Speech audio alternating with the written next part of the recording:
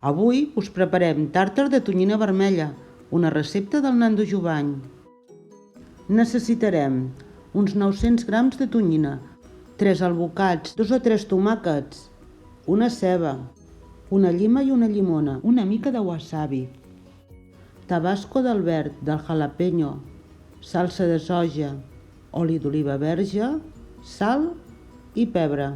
Comencem amb el tomàquet, ja el tindrem pelat i el tallarem a quadrats petits.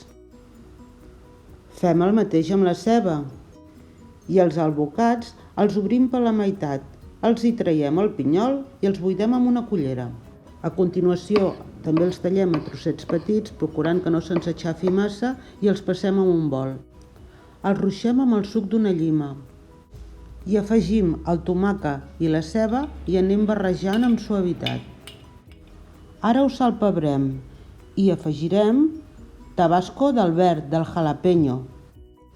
Tastarem la barreja i, si cal, rectificarem de sal, pebre o tabasco. I per donar-li forma i començar a muntar el pastís, podem fer servir l'aro d'un motlle. Ara ja aboquem la barreja i amb l'ajuda d'una espàtula li anem donant forma i ja tenim la primera capa.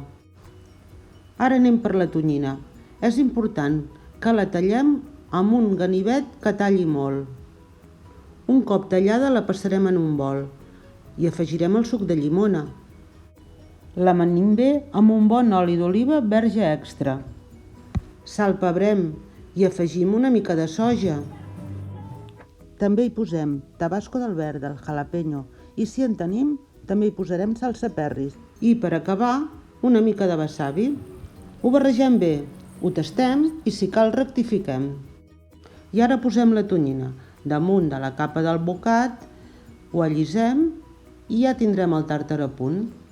Aquesta és una de les receptes que en Nando Jovany ens va ensenyar durant el confinament. Un tàrtar boníssim, tal com diu ell, si el feu triomfareu.